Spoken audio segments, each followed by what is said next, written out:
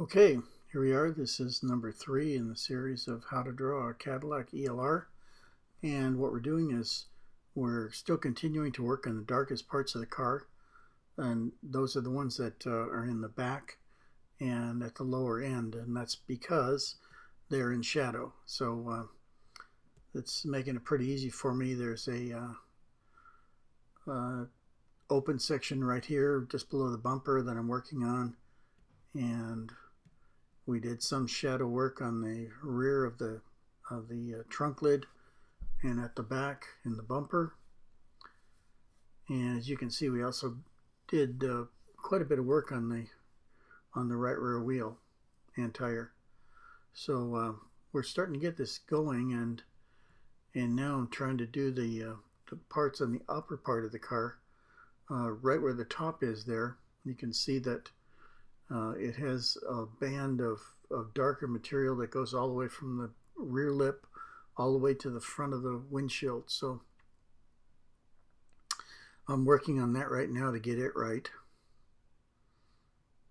And that shoulder line continues right on down. It has an accentuated line on it, so I'm working on it also.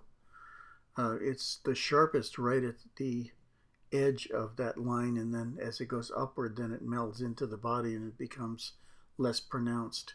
So I'm having to do that too. Again, all of these things, if you take a look at the photograph you're using, or you take a look at the car if you're drawing right from a car, then just take a look at it and concentrate on it for a little while to see where the dark parts are and where the light parts are. You'll see that there will be a lot of places where dark is right next to light. And what that does is it makes something really stand out when you do that. And that's the thing that makes these drawings exciting, when you find a place like that.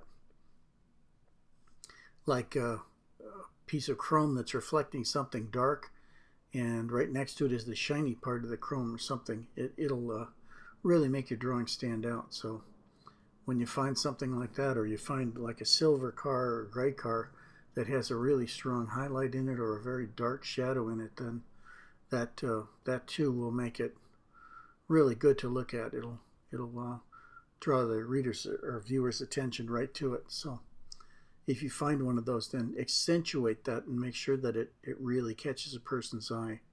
And I'm trying to do that now, but this is pretty subtle on the side. There's a chrome trim around this window that I'm working on. And there's a silver body, and then there's the upper part that's darker, like a gray or silver, dark silver. And so you have to be very careful there, because it would be very easy to go too far and make that too dark. So I'm sneaking up on it rather than just charging ahead and darkening it up too much. But it's going great so far.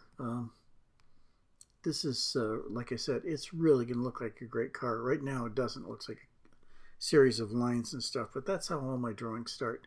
It's hard to see what it's going to end up looking like.